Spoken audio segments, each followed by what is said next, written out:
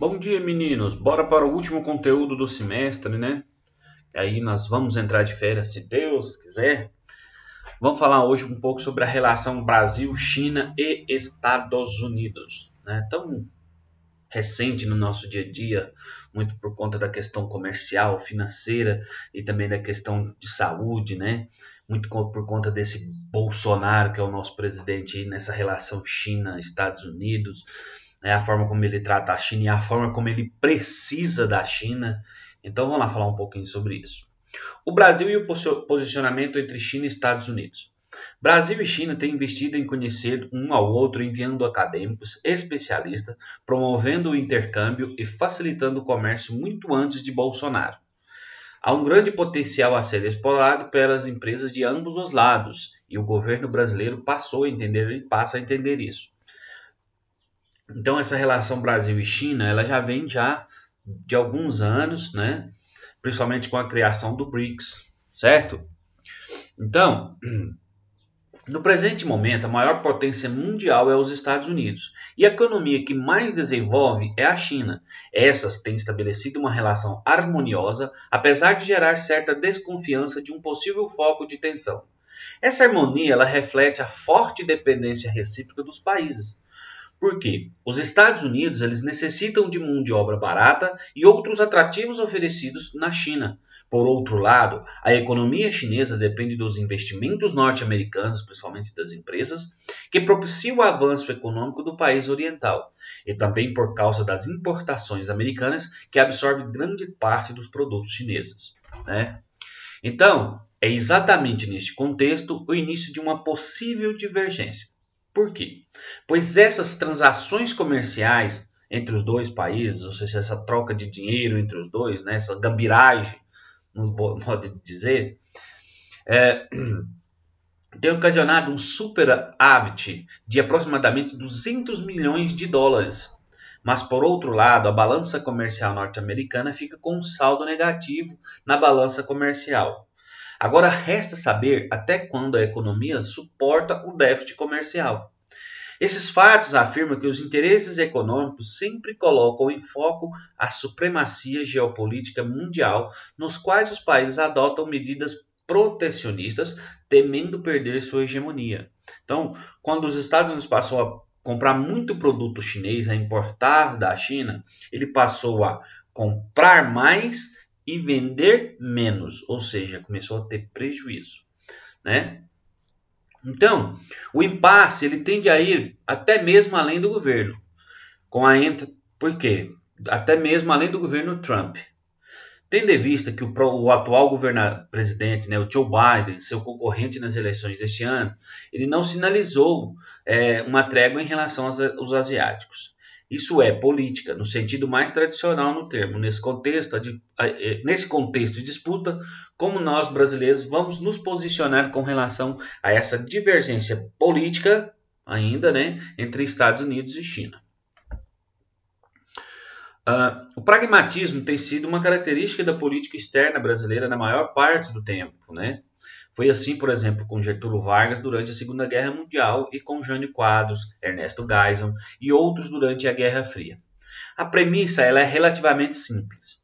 Ao não limitarmos nossa autonomia no cenário internacional em função de um alinhamento com alguns países, podemos focar na busca por soluções que melhor atendam às necessidades e interesses brasileiros.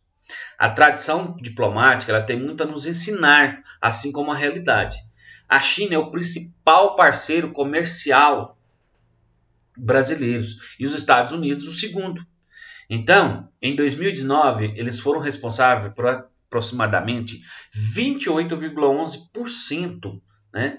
Cerca de 63 bilhões de dólares e 13,18%, cerca de 29,7 bilhões de dólares, respectivamente, né? Então, 63 bilhões a China, 29 bilhões os Estados Unidos. Só os dois, né?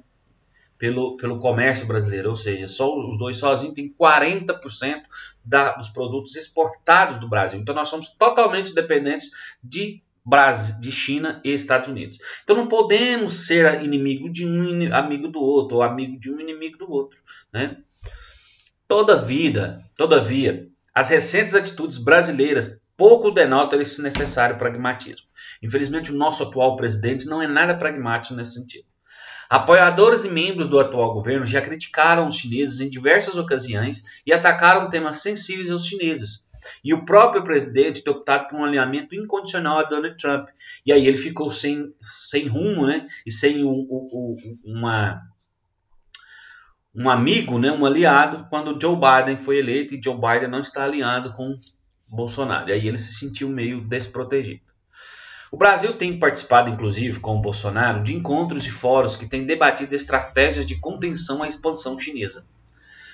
No final de julho do ano passado, o Brasil e os Estados Unidos fizeram uma declaração conjunta dizendo que o princípio da economia de mercado deveria valer para todos os membros da Organização Mundial do Comércio, o que atinge a China indiretamente. Então, o Bolsonaro meio que se alinhou com os Estados Unidos, com a era Trump. Com a saída de Trump, isso ficou meio à deriva. Então, cabe destacar que, apesar das citadas posturas contrárias aos chineses, não houve um ataque direto do Bolsonaro aos chineses. Houve dos filhos, aqueles palermões filhos do Bolsonaro, né? O que ajuda a explicar a manutenção das relações entre Brasil e China. E no caso da Austrália, por exemplo, após a declaração do primeiro-ministro pedindo por investigações sobre as origens da Covid-19, foi retaliada pelos chineses com restrições às suas exportações, refletindo diretamente na balança comercial. E as disputas entre as duas maiores potências da atualidade trazem repercussões a todos os países do mundo.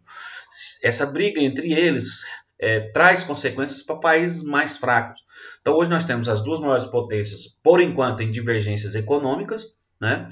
E essas divergências econômicas algumas vezes afetam alguns outros países. A questão da postura do Brasil, né? O Bolsonaro recentemente andou falando algumas besteiras com relação à origem do vírus, como esse vírus surgiu na China. O que aconteceu? Um dos principais problemas, o Brasil é totalmente dependente da China para a exportação dos produtos para a fabricação da vacina da Covid, que já provou-se, né, no mundo inteiro. Quem está vendo aí a Eurocopa, né, meninos, viu que já tem torcidas no estádio lá. As pessoas já estão deixando os hamacos, porque estão vacinando.